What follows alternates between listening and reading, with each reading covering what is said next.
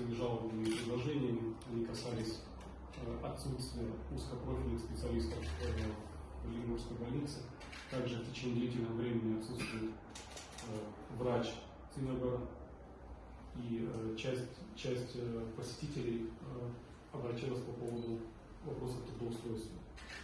Также я провел обход пациентов в больнице. К сожалению, в больнице находится только 3 человека в условиях больницы. И проинспектировал ведение истории болезней и учет лекарственных препаратов. История болезни не выдерживает никакой критики, ведение истории болезни. В ней отсутствуют листы назначений, отсутствуют дневники осмотров, что документально говорит о том, что пациенты систематически не осматриваются. Листы назначений также отсутствуют, и пришлось искать.